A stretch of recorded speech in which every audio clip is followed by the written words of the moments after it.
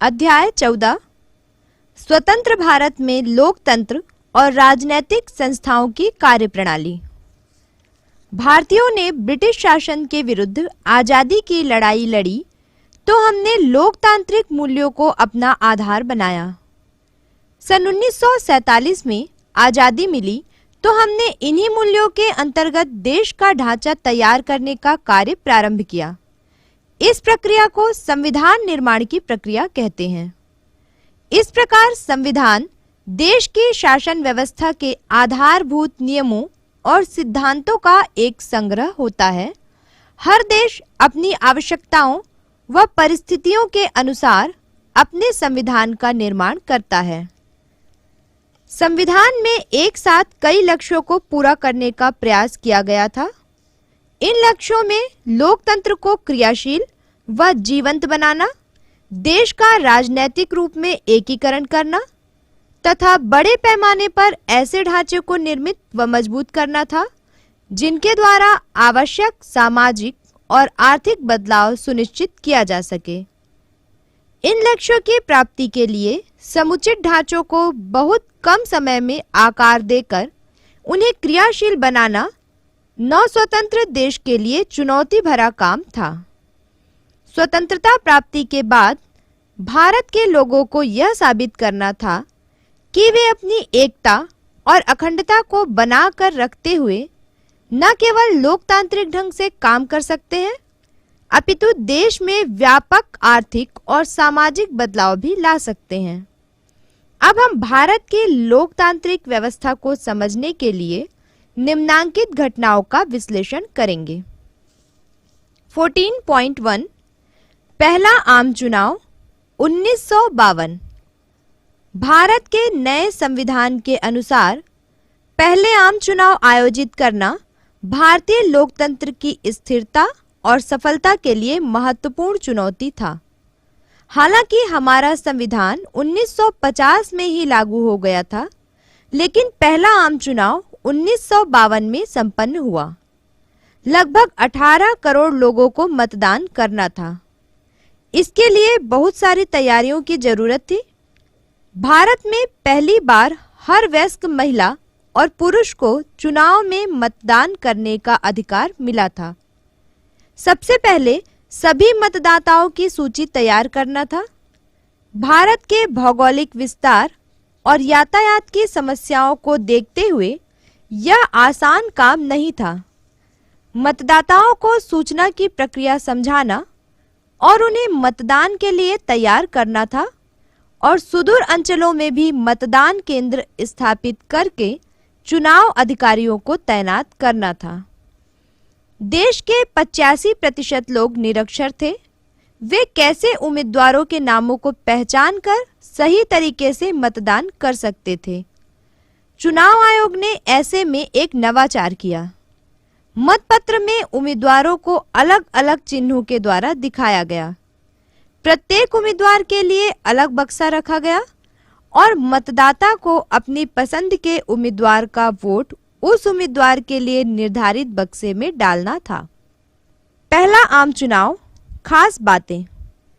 पहली बार वयस्क मताधिकार प्रणाली का इस्तेमाल करके देश के सभी नागरिकों को वोट देने का मौका मिला। सरकार ने सुदूर ग्रामीण क्षेत्रों तक मतदान केंद्रों की व्यवस्था की। सारे राज्यों की विधानसभा के चुनाव भी लोकसभा के साथ ही संपन्न हुए। इस समय कुल 17 करोड़ मतदाता पंजीकृत किए गए, जिनमें 85% निरक्षर थे। लगभग 2,24,000 मतदान केंद्र बनाए गए थे। करीब प्रत्येक 1,000 व्यक्तियों पर एक मतदान केंद्र बनाया गया था। लगभग 10 लाख अधिकारियों को चुनाव की प्रक्रिया में तैनात किया गया था। चुनावों की व्यवस्थाएं। जिन इलाकों में पर्दा प्रथा पर सख्ती से पालन होता था, उन इलाकों में महिलाओं के लिए अलग से मतदान केंद्र बनाए गए थे। इन केंद्रों पर केवल महिला कर्मचारी तैनात थे। अजमेर के एक मतदान केंद्र पर पूरी तरह से ढके हुए रथ में बैठकर एक महिला आई। उसका सारा शरीर मखमली कपड़े से ढका हुआ था। केवल एक उंगली ही दिखाई दे रही थी, जो कि मतदान करने से पहले स्याही का निशान लगाने के लिए अनिवार्य थी। कुछ गांवों में एक इकाई के रूप में मतदान किया। असम के एक आदिवासी गांव से रिपोर्ट प्राप्त हुई कि उस गांव के लोग एक दिन की लंबी यात्रा करके अपने मतदान केंद्र तक पहुंचे। उन्होंने रात अलाव के सामने नाचते गाते हुए बिताई। सूरज निकलते ही वे एक जुलूस की शक्ल में कतारबद्ध होकर मतदान केंद्र की तरफ बढ़े। चुनाव में किसका समर्थन किया जाए और किसका नहीं, एक गांव के लोगों ने इस मसले का अलग हल निकाला।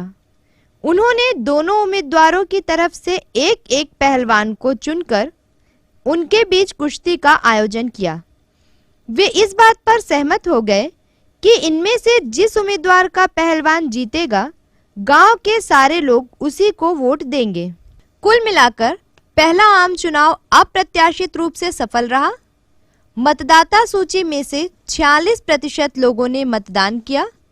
महिला मतदाताओं में से लगभग 40% ने वोट दिया। पहले चुनाव में जवाहरलाल नेहरू के नेतृत्व वाले कांग्रेस को भारी बहुमत मिला।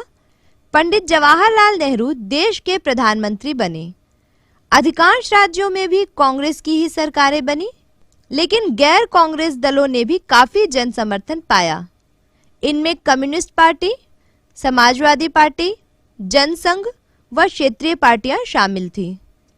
इस प्रकार स्वतंत्र भारत ने बहुदलीय लोकतंत्र की ओर पहला और प्रभावी कदम रखा। 14.2 एक दल का वर्चस्व। स्वतंत्रता के बाद होने वाले प्रथम 3 आम चुनावों 1952, 1957 और 1962 में कांग्रेस का ही दबदबा रहा। कांग्रेस ने देश के अधिकतर राज्यों में भी अपनी सरकार बनाई। हालांकि इस दौरान केंद्र और ज्यादातर राज्यों में एक ही दल का शासन रहा, लेकिन इस दल में लगभग सभी प्रमुख राजनीतिक विचारधाराओं के लोग शामिल थे। एक दल के दबदबे वाली इन परिस्थितियों में बड़ा राजनीतिक मुकाबला कांग्रेस के अपने भीतर विभिन्न गुटों के बीच होता था, जिससे पार्टी के भीतर लोकतांत्रिक प्रक्रियाओं को मजबूती मिली। दूसरे राजनीतिक दल चुनाव तो लड़ते थे, लेकिन कांग्रेस को उल्लेखनीय चुनौती नहीं दे पाते थे। इसके बावजूद विपक्षी दल होने के नाते उन्होंने लोकतांत्रिक राजनीति की प्रक्रियाओं को स्थापित किया। धीरे धीरे दूसरे राजनीतिक दलों ने अपने आप को मजबूत करना शुरू कर दिया और कुछ दशकों में ही कांग्रेस को कड़ी टक्कर देने लगे। यह भारतीय लोकतंत्र की विशिष्टता है कि 20 से 25 वर्ष तक एक पार्टी के दबदबे के बावजूद यहाँ बहुदलीय व्यवस्था पनप पाई। 14.2.1 जमींदारी प्रथा का खात्मा 1949 से 56। अंग्रेज शासन काल में देश के अधिकांश भागों में जमींदारी प्रथा थी। हर क्षेत्र में इनके अलग अलग नाम थे, जैसे जमींदार, मालगुजार, गौटिया, जागीरदार आदि। वे शासन की ओर से किसानों से लगान इकट्ठा करते थे। उन्हें जमीन का मालिक माना जाता था। वे किसानों से मनमाने लगान वसूल करते थे और न देने पर उन्हें जमीन से बेदखल करते थे। पूरे गांव पर उनका दबदबा था और सबको उनके लिए बेगार करना पड़ता था। स्वतंत्रता आंदोलन के समानांतर पूरे देश में किसानों का आंदोलन चल रहा था। स्वतंत्रता के बाद राज्य सरकारों का पहला काम था जमींदारी का खात्मा। लगभग हर राज्य में जमींदारी उन्मूलन, बेगारी समाप्ति और किसानों को भूमि वितरण संबंधी कानून बने। हमने पिछले अध्याय में देखा था कि किस प्रकार जमींदारों ने कानूनी अड़चनें पैदा की और किस प्रकार संविधान के पहले संशोधन से उसका हल निकाला गया। 1956 तक पूरे देश में जमींदारी प्रथा समाप्त कर दी गई और जमींदारों के जमीन का पुनर्वितरण शुरू हो चुका था। इससे लगभग 200 लाख किसान परिवार लाभान्वित हुए और अपने जोत के मालिक बने। ये प्रायः मध्यम दर्जे के किसान थे। इस तरह के प्रयासों से मध्यम किसानों के हालात तो सुधरे, मगर जमींदारों की जमीन पर अधिकार पूरी तरह से खत्म नहीं हुआ। वे कई हथकंडे अपनाकर जमीन पर अपना अधिकार बचाने में सफल रहे। गरीब किसान और भूमिहीन अभी भी जमीन से वंचित रहे। 14.2.2 हिंदू कोड बिल 1952-56। पहले आम चुनाव से भी पहले संविधान सभा में हिंदू समाज में महिलाओं के अधिकारों को स्थापित करने, जातिवाद को कमजोर करने तथा देश भर में हिंदुओं के परिवार और संपत्ति संबंधित कानूनों को व्यवस्थित करने के उद्देश्य से एक व्यापक हिंदू कोड बिल तैयार किया गया था। डॉक्टर भीमराव अंबेडकर ने इसको तैयार करके संविधान सभा में पेश करने में अहम भूमिका निभाई थी। प्रधानमंत्री पंडित जवाहरलाल नेहरू भी इसके समर्थन में थे। स्वतंत्रता आंदोलन में भी काफी संख्या में महिलाओं व तथाकथित निम्न मानी गई जातियों की भागीदारी थी और वे अपेक्षा कर रहे थे कि स्वतंत्रता मिलते ही उनकी स्थिति में सुधार लाने के लिए कानून बनाए जाएंगे। इसी अपेक्षा को पूरा करने के लिए हिंदू कोड बिल तैयार किया गया था। हिंदुओं के बीच प्रचलित विभिन्न कानूनों के एकीकरण के अलावा यह बिल हिंदू समाज में कुछ महत्वपूर्ण सुधार लाना चाहता था। इनमें महत्वपूर्ण प्रस्ताव निम्नानुसार थे। पहला, अगर परिवार के मुखिया की मृत्यु बिना वसीयत बनाए हो जाती है तो उसकी संपत्ति में से उसकी पत्नी और पुत्रियों को पुत्रों के बराबर हिस्से मिलेंगे। पहले केवल पुत्रों को संपत्ति मिलती थी। पति या पत्नी के जीवित रहते दूसरा विवाह करना अवैध ठहराया गया। पहले यह केवल महिलाओं पर लागू था। तीसरा, पति व पत्नी दोनों को विशेष परिस्थितियों में तलाक मांगने का समान अधिकार। चौथा, अंतरजातीय विवाह को कानूनी मंजूरी। पांचवा, किसी भी जाति के बच्चे को गोद लेना वैध। परंपरावादी हिंदुओं ने इन प्रावधानों का कड़ा विरोध यह कहते हुए किया कि यह हिंदू धर्म से छेड़छाड़ है। इसके विरुद्ध सुधारवादी हिंदुओं व महिला सांसदों का कहना था कि जातिवाद का खात्मा और महिला व पुरुषों में समानता लाए बिना समाज में न्याय और समानता के सिद्धांत स्थापित नहीं हो सकते हैं। इसे एक कानून की जगह 4 अलग-अलग कानूनों के रूप में पारित किया गया। देश में सामाजिक बदलाव लाने व महिलाओं को समान अधिकार दिलाने की दिशा में यह एक निर्णायक कदम था। इस कानून के बहस के दौरान यह सवाल बार बार उठा कि इस तरह का कानून केवल हिंदुओं के लिए क्यों और सभी धर्मों के लिए क्यों नहीं। संविधान के नीति निर्देशक तत्व में यह निर्देश रखा गया कि उचित समय पर पूरे देश में समान व्यक्तिक कानून लागू किया जाए। 14.2.3 राज्यों का पुनर्गठन और राज्य पुनर्गठन आयोग। भारत एक संघीय राज्य बनेगा और उसके तहत राज्य सरकारें होंगी। यह तो संविधान में निर्धारित किया गया था, लेकिन ये राज्य किस आधार पर बनेंगे यह प्रश्न बना हुआ था। स्वतंत्रता आंदोलन के समय एक प्रमुख मांग यह रही कि राज्यों को प्रमुख क्षेत्रीय भाषा के आधार पर गठित करना चाहिए। एक भाषा बोलने वाले जो कई राज्यों में बटे हुए थे, वे एक राज्य बनाना चाहते थे। लेकिन स्वतंत्रता प्राप्ति के समय कांग्रेस नेताओं की सबसे प्रमुख चिंता देश को एक बनाए रखना था, क्योंकि उस समय देश धर्म के आधार पर विभाजन से गुजर रहा था। उनको यह लगा कि इस समय देश में एकता की भावना की जरूरत है, न कि भाषा के आधार पर आपसी वैमनस्य। संविधान सभा ने 1948 में भाषाई राज्य पर एस के दर के नेतृत्व में आयोग की नियुक्ति की। दर आयोग ने इस समय इस मांग को उठाने के खिलाफ अपनी राय दी, क्योंकि इससे राष्ट्रीय एकता को खतरा और प्रशासन को असुविधाजनक स्थिति का सामना करना पड़ सकता था। लेकिन देश के विभिन्न इलाकों में भाषाई राज्य स्थापित करने के लिए विशेषकर महाराष्ट्र और आंध्र प्रदेश में व्यापक जन आंदोलन चलने लगे। 1952 में तेलुगु भाषी स्वतंत्रता सेनानी पोट्टी श्रीरामुलु ने अलग आंध्र राज्य के समर्थन में आमरण अनशन शुरू कर दिया और लगातार 58 दिनों तक अपनी मांग पर डटे रहने के बाद उनकी मृत्यु हो गई। उनकी मृत्यु के बाद प्रतिक्रिया के रूप में तेलुगु भाषी इलाकों में व्यापक हिंसा हुई। पुलिस फायरिंग में बहुत से लोग मारे गए। इस घटना के बाद सरकार झुक गई और उसने अलग आंध्र प्रदेश की मांग को मान लिया। अक्टूबर 1953 में अलग आंध्र प्रदेश अस्तित्व में आ गया। इसके साथ ही मद्रास प्रांत का शेष इलाका तमिल भाषी राज्य बन गया।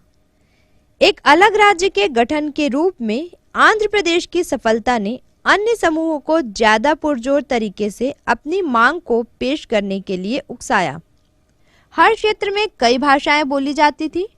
किसे राज्य बनाने का आधार बनाए और उसमें भाषाई अल्पसंख्यकों को क्या स्थान हो, ये प्रश्न बहुत उलझा देने वाले थे और उनको लेकर व्यापक आंदोलन भी शुरू हो रहे थे। सरकार को विवश होकर एक राज्य पुनर्गठन आयोग बनाना पड़ा, जिसे इस तरह की मांगों की समीक्षा के लिए अपनी सिफारिश सौंपनी थी। आयोग ने अपनी सिफारिश 1955 में दी और उनको मोटे तौर पर मान लिया गया और उनके आधार पर राज्यों के गठन की प्रक्रिया शुरू कर दी गई। अंततः भारत के राज्यों को प्रादेशिक भाषाओं के आधार पर गठित किया गया। 14.2.4 योजनाबद्ध विकास। नए संविधान के लागू होने के 2 महीने के भीतर ही योजना आयोग का गठन किया गया, जिसे भारत के आर्थिक विकास के लिए योजना बनाना था। पंडित जवाहरलाल नेहरू योजनाबद्ध विकास के पक्षधर थे। वे मानते थे कि केंद्र सरकार को आर्थिक विकास के लिए ठोस कदम उठाना चाहिए। योजना आयोग ने पंचवर्षीय योजनाओं का प्रस्ताव रखा और विकास के लिए एक मिश्रित अर्थव्यवस्था की नींव रखी, जिसमें शासकीय और निजी क्षेत्रों को साथ मिलकर काम करना था। पहली पंचवर्षीय योजना 1951 से 1956 में कृषि के विकास पर जोर दिया गया और इसके लिए विशाल बांधों व नहरों के निर्माण, ग्रामीण स्तर पर सामुदायिक विकास कार्यक्रम पर ध्यान केंद्रित किया गया। किंतु कृषि का विकास अपेक्षा से कम रहा, जिसके कई कारण थे। भूमि सुधार की धीमी गति, दूसरा महत्वपूर्ण उद्योगों का न होना जिनसे खेती के लिए उपकरण, रासायनिक खाद आदि मिले, और ग्रामीण बेरोजगारों को रोजगार मिले, इसके 2 मुख्य कारण थे। दूसरी पंचवर्षीय योजना 1956 से 1961 में यह माना गया कि देश की प्रथम प्राथमिकता औद्योगिकरण हो, जिसमें शासन की विशेष भूमिका हो। भारी उद्योग जैसे लौह इस्पात, मशीन उत्पादन, उत्खनन, बिजली, रेलवे और परिवहन आदि का विकास शासन द्वारा हो। दूसरी तरफ मंझोले तथा छोटे उद्योगों में निजी क्षेत्र की भागीदारी स्वीकार की गई थी। योजनाकारों का मानना था कि औद्योगिक विकास से कृषि क्षेत्र में रोजगार का भार कम होगा, लोग शहरों में आकर कारखानों में काम करेंगे। औद्योगिक विकास से सेवा क्षेत्र का भी विकास होगा। योजनाबद्ध औद्योगिक विकास से देश में औद्योगिकरण के लिए जरूरी बुनियादी तो बनी, मगर अपेक्षानुसार देश में गरीबी दूर नहीं हो पाई। इस कारण 1970 के दशक से देश में गरीबी उन्मूलन और रोजगार के अवसर बढ़ाने के लिए विशेष कार्यक्रम शुरू किए गए। 14.2.5 विदेश नीति और पड़ोस के साथ संबंध। अंतर्राष्ट्रीय समुदाय में एक देश के द्वारा अन्य देशों के साथ संबंध स्थापित करने की नीति उसकी विदेश नीति कहलाती है। अक्सर प्रत्येक देश की विदेश नीति उसके आदर्शों, हितों और जरूरतों से तय होती है। भारत की विदेश नीति भी उसकी जरूरतों और हितों की सुरक्षा का नतीजा है। दूसरे विश्व युद्ध के बाद भारत सहित दुनिया के अन्य देश, खासकर एशिया और अफ्रीका, औपनिवेशिक ताकतों के प्रभाव से आजाद हो रहे थे। भारत चाहता था कि ये सारे देश एक साथ खड़े हों और एक दूसरे को सहारा दें। लगभग उसी समय दुनिया भी दो राजनीतिक सैन्य गुटों में बंट रही थी।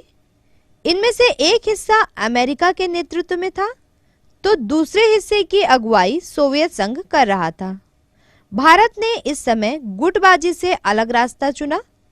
उस समय की परिस्थिति यह मांग कर रही थी कि भारत को अपनी आर्थिक और सामाजिक स्थिति मजबूत करने के लिए विश्व के अन्य देशों के सहयोग की जरूरत थी।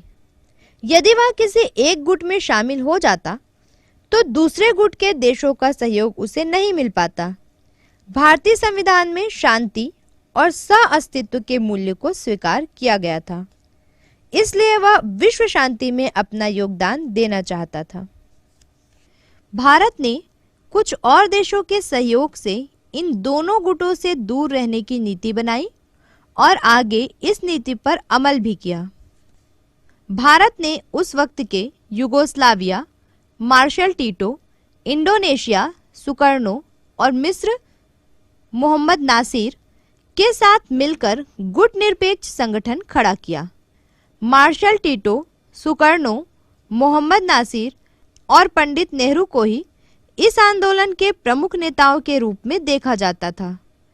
गुट निरपेक्ष देशों ने यह नीति भी अपनाई कि वे अंतर्राष्ट्रीय मामलों में किसी भी विषय पर गुण दोष के आधार पर अपना मत तय करेंगे, केवल इस आधार पर नहीं कि वह रूस या अमेरिका द्वारा समर्थित है। गुट निरपेक्षता की नीति के बावजूद भारत का झुकाव सोवियत संघ की ओर बना। इसका एक प्रमुख कारण था भारत का पाकिस्तान से तनावपूर्ण रिश्ता और पाकिस्तान को अमेरिका और ब्रिटेन से मिला समर्थन। चूंकि पाकिस्तान को अमेरिका से समर्थन प्राप्त था, भारत रूस के करीब होकर अपनी स्थिति मजबूत करना चाहता था। रूस से भारत को न केवल राजनीतिक मदद मिली, बल्कि अपनी योजनाबद्ध औद्योगिकरण नीति में भी सहायता मिली। सोवियत संघ की ही सहायता से भिलाई इस्पात कारखाना स्थापित हो पाया। इस करीबी के बावजूद भारत कभी सोवियत संघ के सैनिक गुट में शामिल नहीं हुआ। भारत ने 1954 में चीन के साथ परस्पर संबंधों के लिए एक समझौता किया। इसे पंचशील के नाम से जाना जाता है। इस नीति के प्रमुख बिंदु थे: पहला, एक दूसरे की क्षेत्रीय अखंडता और संप्रभुता का सम्मान। दूसरा, एक दूसरे पर आक्रमण न करना। तीसरा, एक दूसरे के अंदरूनी मामलों में दखल न देना। चौथा, बराबरी और परस्पर हितों के लिए सहयोग। और पांचवा, शांतिपूर्ण सहअस्तित्व। भारत ने अपने सभी पड़ोसी देशों के साथ सैद्धांतिक रूप से इस नीति का पालन करने का प्रयास किया। इस तरह के प्रयासों के बावजूद भारत के अपने पड़ोसियों के साथ संबंध बेहतर नहीं रहे हैं। पाकिस्तान के साथ आज़ादी के बाद से ही संबंध तनावपूर्ण थे। भारत और पाकिस्तान दोनों कश्मीर को अपने देश का हिस्सा मानते हैं और इस सवाल पर 1948 और 1965 में दोनों के बीच युद्ध हुआ। आज भी यह दोनों देशों के बीच तनाव का मुद्दा बना हुआ है। भारत और चीन का रिश्ता भी शुरुआती गर्माहट के बाद तनावपूर्ण हो गया। दोनों देशों की सीमा और तिब्बत पर चीनी नियंत्रण के सवाल पर तनाव बना। 1962 में चीन ने अचानक भारत पर आक्रमण किया और भारत को अत्यधिक सैनिक क्षति का सामना करना पड़ा। इस प्रकार हम देखते हैं कि स्वतंत्रता के पहले 2 दशकों में भारत ने गुट निरपेक्षता और पंचशील के सिद्धांतों को अपनी विदेश नीति का आधार बनाया। 1947 से 1963 तक पंडित जवाहरलाल नेहरू भारत के प्रधानमंत्री रहे और स्वतंत्र भारत में लोकतंत्र, धर्मनिरपेक्षता और औद्योगिक विकास सुनिश्चित करने में उनका महत्वपूर्ण योगदान रहा। उनके बाद लाल बहादुर शास्त्री भारत के प्रधानमंत्री बने। उन्होंने 1965 के भारत-पाकिस्तान युद्ध में भारत का सफल नेतृत्व किया और उसके बाद उनका अकस्मात निधन हो गया। उसके बाद इंदिरा गांधी भारत की प्रधानमंत्री बनी। 1965 से 1977 तक वे लगातार इस पद पर बनी रहीं। 14.2.6 क्षेत्रीय दलों एवं क्षेत्रीय आंदोलनों का उभार। 1967 से 1971 के समय को क्षेत्रीय दलों एवं क्षेत्रीय आंदोलनों का समय कहा जाता है। इस अवधि में बहुत से क्षेत्रीय दलों ने अपनी राजनीतिक पहचान स्थापित की तथा कई आंदोलन इसी दौरान उभरे। जिन समूहों को आर्थिक नीतियों के लाभ मिलने लगे थे, उन्होंने संगठित होकर राजनीतिक सत्ता को प्राप्त करने के लिए इन चुनावों से अपनी उपस्थिति दर्ज करानी शुरू की। इन चुनावों में हालांकि कांग्रेस को लोकसभा में 284 सीटों के साथ बहुमत प्राप्त हो गया, लेकिन आजादी के बाद के चुनाव में यह कांग्रेस का सबसे बुरा प्रदर्शन था। कांग्रेस को बिहार, उत्तर प्रदेश, राजस्थान, पश्चिम बंगाल, ओडिशा, तमिलनाडु और केरल राज्यों के विधानसभा चुनावों में हार झेलनी पड़ी। भारत के चुनावी राजनीतिक इतिहास में यह सबसे बड़ा राजनीतिक बदलाव था। इन चुनावों से यह स्पष्ट हो गया कि भारत में लोकतंत्र की जड़ें मजबूत हो रही हैं तथा देश बहुदलीय राजनीतिक व्यवस्था की ओर बढ़ रहा है। तमिलनाडु तथा केरल में विपक्षी दलों ने अपेक्षाकृत स्थायी सरकारें बनाई, जबकि अन्य राज्यों में विपक्षी दलों ने आपस में गठबंधन करके सरकारें बनाई। इस अवधि में देश के कई क्षेत्रों में क्षेत्रीयता की भावना का उभार हुआ।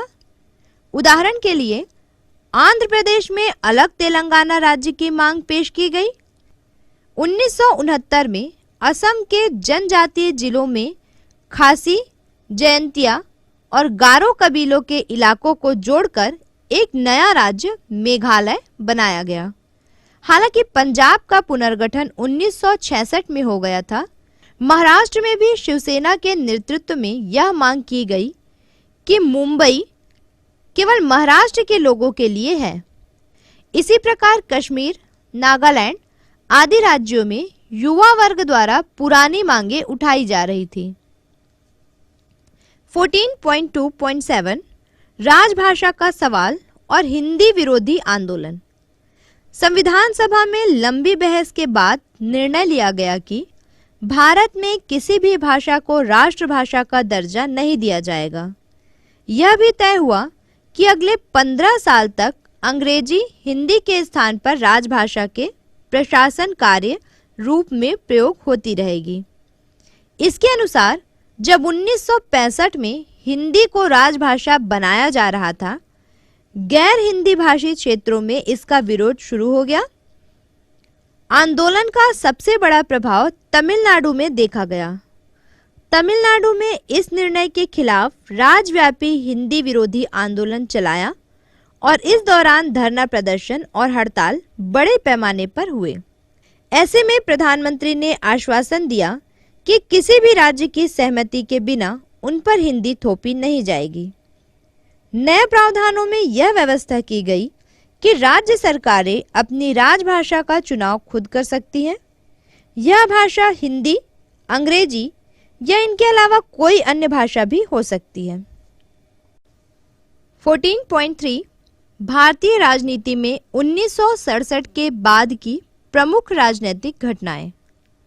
14.3.1 बैंकों का राष्ट्रीयकरण और प्रीविपर्स की समाप्ति। प्रधानमंत्री श्रीमती इंदिरा गांधी ने बुनियादी नीतिगत बदलावों की योजना बनाई। अमीरों के विरुद्ध और गरीबों के पक्ष में वे लोकप्रिय नीतियां लागू करना चाहती थी और साथ में कृषि क्षेत्र में क्रांति लाना चाहती थी। वे भूतपूर्व राजा महाराजाओं को स्वतंत्रता के समय से भारत सरकार की ओर से दिए जा रहे अनुदान को समाप्त करना चाहती थी। साथ ही वे निजी बैंकों का राष्ट्रीयकरण करना चाहती थी ताकि उनका उपयोग गरीबों की मदद के लिए और कृषि क्रांति के लिए किया जाए।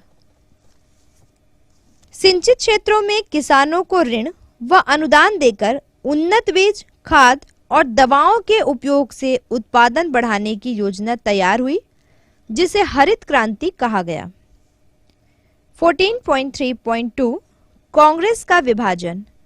इस दौर में कांग्रेस पार्टी में मतभेद बढ़ते गए। एक और युवा नेता थे जो गरीबों के पक्ष में तीव्र कदम उठाना चाहते थे और उनका वामपंथी दलों की तरफ झुकाव था। दूसरी ओर संगठन के पुराने नेता थे जो बीच के रास्ते पर चलना उचित समझते थे। इंदिरा गांधी के इन कदमों का आम लोगों ने काफी हद तक समर्थन किया, लेकिन कांग्रेस के अधिकांश बड़े नेता उससे खुश नहीं थे।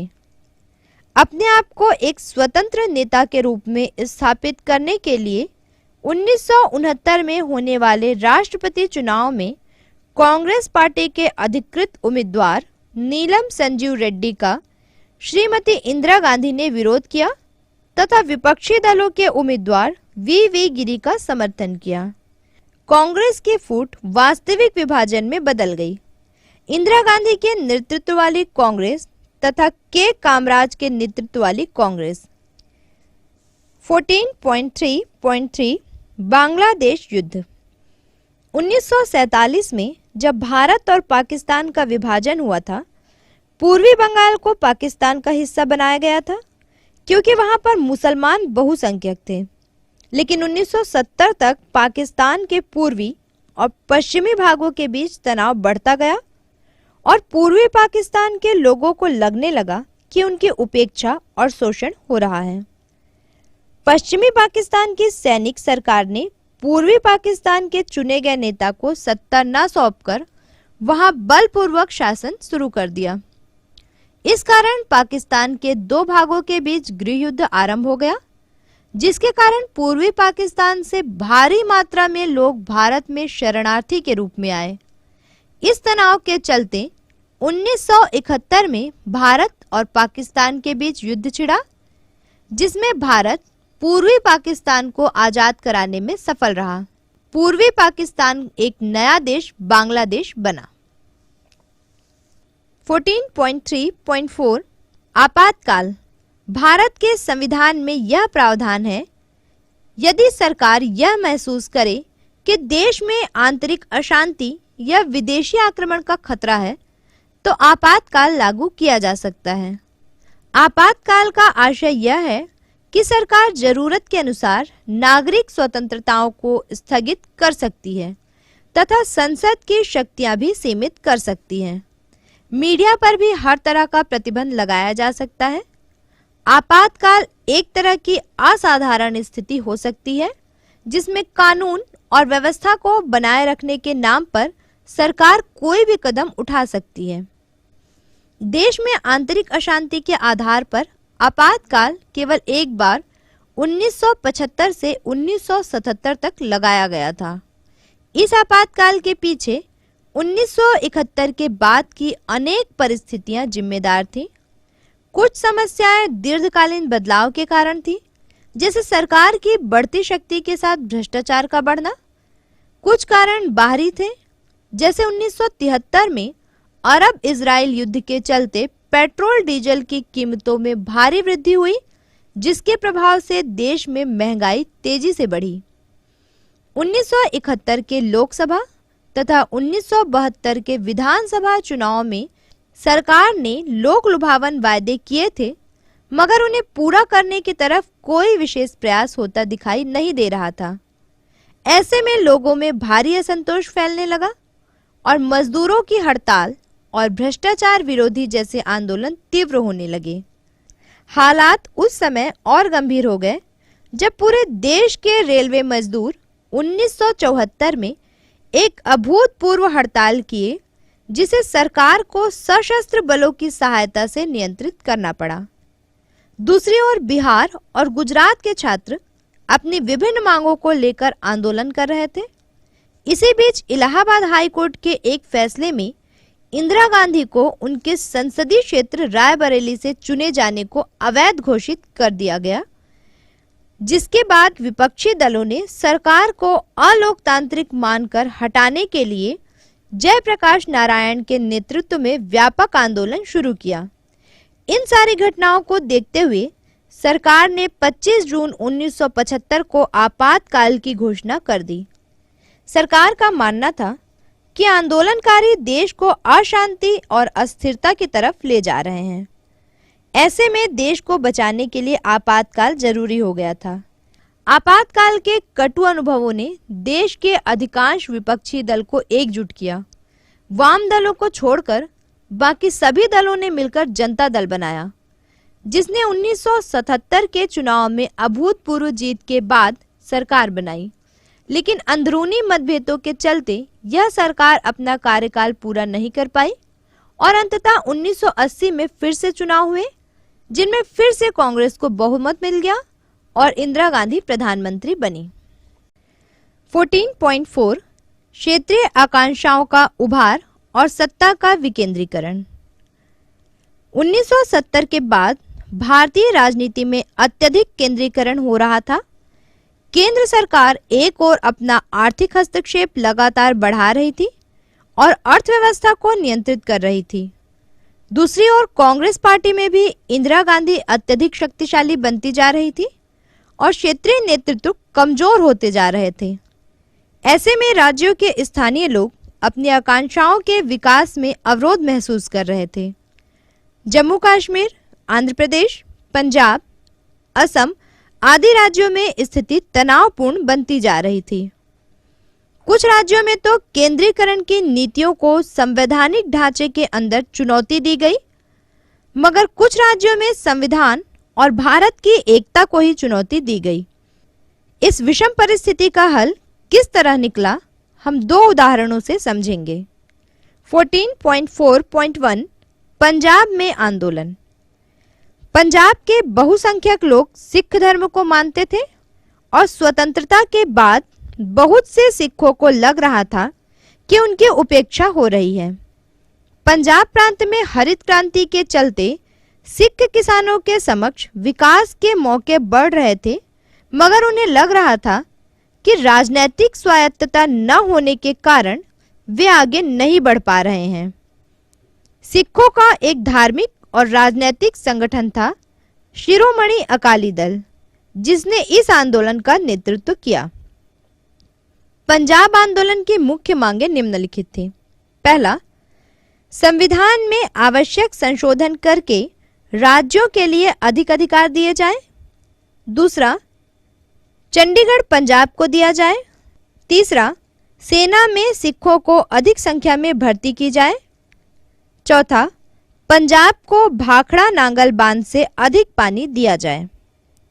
इन मांगों पर जोर डालने के लिए अकाली दल ने 1978 में आनंदपुर साहब प्रस्ताव पारित किया। इसमें मुख्य रूप से पहली दो मांगों को जोरदार ढंग से उठाया गया और साथ ही सिखों के वर्चस्व स्थापित करने और सिख राष्ट्र की बात हुई। अकाली दल ने इन मांगों के समर्थन में 1978 के बाद समय समय पर धरने प्रदर्शन तथा रेल रोको आंदोलन जैसी गतिविधियां शुरू की। एक सिख धर्मगुरु जरनैल सिंह भिंडरावाला ने अधिक तीव्रवादी विचारों का प्रचार शुरू किया। 1978 से धीरे धीरे भिंडरावाला ने आतंकवादी गतिविधियां शुरू की तथा स्वर्ण मंदिर के एक बड़े हिस्से को कब्जे में लेकर किलेबंदी कर ली।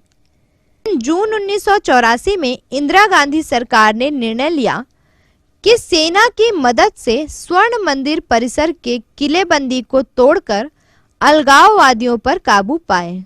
स्वर्ण मंदिर परिसर में सैन्य कार्यवाही में 500 से अधिक लोग मारे गए। इस कार्यवाही को ऑपरेशन ब्लू स्टार नाम दिया गया। ऑपरेशन ब्लू स्टार से सिखों की भावनाएं गंभीर रूप से आहत हुई, क्योंकि उन्होंने माना कि सरकार ने उनके सबसे बड़े धार्मिक स्थल को अपवित्र किया। इसका सबसे गंभीर परिणाम एक सिख अंगरक्षक द्वारा इंदिरा गांधी की हत्या थी। इंदिरा गांधी की हत्या की प्रतिक्रिया के रूप में देश के अनेक भागों में सिख विरोधी दंगे हुए, जिनमें हजारों लोगों की जानें गई। इंदिरा गांधी की हत्या के बाद राजीव गांधी 1984 में प्रधानमंत्री बने और उसके बाद हुए आम चुनाव में कांग्रेस को अभूतपूर्व सफलता मिली। राजीव गांधी ने पंजाब में शांति स्थापित करने के लिए जुलाई 1985 में अकाली दल के साथ समझौता किया, जिसे राजीव लोंगोवाल समझौते के नाम से जाना जाता है। इस समझौता के तहत पंजाब को चंडीगढ़ देने और अन्य मामलों पर सहानुभूतिपूर्वक विचार करने का ठोस आश्वासन दिया गया। पंजाब में चुनाव कराए गए, जिसमें अकाली दल जीतकर सरकार बना पाई। इसके बाद धीरे धीरे पुलिस कार्रवाई द्वारा आतंकवादी गतिविधियों पर नियंत्रण किया गया। 14.4.2 असम में आंदोलन। असम में 1970 के दशक में स्वायत्तता की मांग उठ रही थी। असम के लोगों में यह भावना बन रही थी कि उनके राज्य के संसाधनों का दोहन दूसरे प्रदेश के लोग कर रहे हैं और वे अपने ही राज्य में दोयम दर्जे के नागरिक बनकर रह गए हैं। असम के चाय बागानों पर नियंत्रण कलकत्ता यानी कोलकाता की कंपनी का था। असम से खनिज तेल निकालकर दूसरे राज्यों के शोधक कारखानों में उपयोग किया जाता था, मगर उससे असम के लोगों को कोई रोजगार नहीं मिलता था। असम में असमिया के अलावा बांग्ला भी एक प्रमुख भाषा थी। अंग्रेजी शासन के समय से ही बांग्ला भाषी लोग सरकारी पदों पर अधिक संख्या में कार्य कर रहे थे। असमिया भाषी लोग यह महसूस करते थे कि बांग्ला भाषी सरकारी कर्मचारी उनके साथ दूसरे दर्जे का व्यवहार करते हैं। बांग्लादेश से आजीविका की तलाश में आने वाले प्रवासियों ने मामले को और गंभीर बना दिया। 1975 से लोगों की यह भावना सामाजिक आंदोलन में बदल गई। अखिल असम विद्यार्थी संघ AASU ने इस आंदोलन का नेतृत्व किया। विदेशी लोगों को बाहर निकालने की मांग के साथ हड़तालें, धरने, प्रदर्शन तथा बंद आयोजित हुए। असम आंदोलन की मुख्य मांगें यह थी कि विदेशी लोगों को असम से बाहर निकाला जाए, स्थानीय लोगों को रोजगार प्रदान करने में प्राथमिकता दी जाए, असम के संसाधनों का उपयोग असम के लोगों के लिए किया जाए। एक प्रमुख मांग थी बांग्लादेश से आए लोगों की नागरिकता समाप्त करना और उन्हें राज्य से बाहर करना। इन मांगों ने लोगों को सांप्रदायिक आधार पर भी बांट दिया, क्योंकि अधिकतर बांग्लादेशी मुस्लिम थे। हिंसा तथा विघटन के बहुत बढ़ने से केंद्र सरकार को मामले में हस्तक्षेप करना पड़ा। आंदोलनकारी छात्रों तथा केंद्र सरकार के बीच 3 साल की बातचीत के बाद समझौता हुआ, जिसके तहत यह तय हुआ कि 1961 के पहले आकर बसे लोगों को नागरिकता दी जाएगी। 1961 और बांग्लादेश युद्ध से पहले आए लोगों को असम में रहने का अधिकार होगा, मगर मताधिकार नहीं, और 1971 मार्च के बाद आए लोगों को वापस बांग्लादेश भेजा जाएगा। समझौते के बाद हुए चुनाव में असम गण परिषद, जो आसू AASU से ही निकला हुआ था, ने भारी विजय प्राप्त की। इसी प्रकार आगे कई नए राज्य बनाने और अन्य क्षेत्रीय आकांक्षाओं को लेकर आंदोलन हुए। मिजोरम, उत्तराखंड, तेलंगाना, झारखंड और छत्तीसगढ़ जैसे राज्य इसी तरह की मांगों के नतीजे हैं। 14.4.3 पंचायती राज और सत्ता का विकेंद्रीकरण। राजीव गांधी का मत था कि सरकारी योजनाओं का फायदा गरीब लोगों तक नहीं पहुंच पाता है। उनका कहना था कि गरीबों के लिए आवंटित रुपए में से 15 पैसे से भी कम उन तक पहुंच पाता है। इस समस्या का एक हल यह निकाला गया कि सत्ता का और विकेंद्रीकरण हो, ताकि आम लोग जिनके लिए विकास कार्यक्रम बनाए जाते हैं वे इसमें सहभागी बने और उसका लाभ उठा पाएं। इसके लिए 1986 में संविधान में एक संशोधन लाया गया, जिससे पंचायती राज व्यवस्था को सभी राज्यों में अनिवार्य बनाया गया और उन्हें संवैधानिक मान्यता दी गई।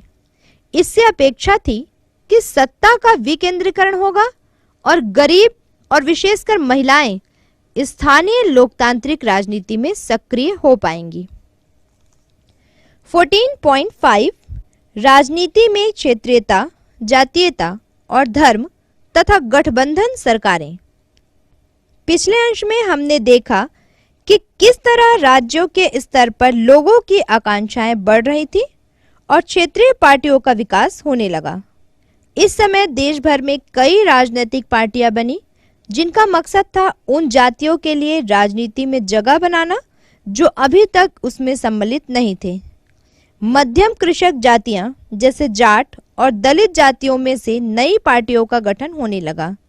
इनमें से कई ऐसी जातियां भी थी जो आर्थिक रूप से अपनी स्थिति सुधार पाए थे मगर शिक्षा और राजनीति में पिछड़े हुए थे। वे आरक्षण मांगने लगे। 1979 में विश्वनाथ प्रताप सिंह के नेतृत्व वाली गठबंधन सरकार ने निर्णय लिया कि अन्य जातियों को शैक्षणिक संस्थानों और सरकारी नौकरियों में 27% आरक्षण मिलेगा। उच्च जातियों के युवाओं के कड़े विरोध के बावजूद यह कानून बना और इससे इन जातियों के राजनीतिक उभार में मदद मिली। जातीय व क्षेत्रीय पहचानों के साथ साथ राजनीति में लोगों की धार्मिक पहचान भी महत्वपूर्ण बनने लगी। इस प्रकार हम देख सकते हैं कि भारतीय राजनीति एक नए चरण में प्रवेश कर रही है, जहां शुरुआती 4 दशकों तक भारत की केंद्रीय राजनीति लगभग एक दल के इर्द गिर्द घूम रही थी। 1990 के बाद से इसने बहुदलीय व्यवस्था की तरफ वास्तविक रूप से कदम बढ़ाए हैं। बहुदलीय व्यवस्था के प्रारंभिक दौर में हमने बहुत सी अस्थायी गठबंधन सरकारें देखी। पिछले 15 सालों में स्थिर गठबंधन सरकारों ने कार्य किया है। इस प्रकार गठबंधन की सरकारों के कारण विभिन्न क्षेत्रीय और छोटे दलों ने समाज के विभिन्न मतों में प्रतिनिधित्व किया। गठबंधनों ने न्यूनतम साझा कार्यक्रमों और समन्वय के विभिन्न तरीकों द्वारा विचारों का समावेश करके बहुमत का प्रतिनिधित्व करने के साथ सरकारों की अस्थिरता की समस्या का भी समाधान किया है।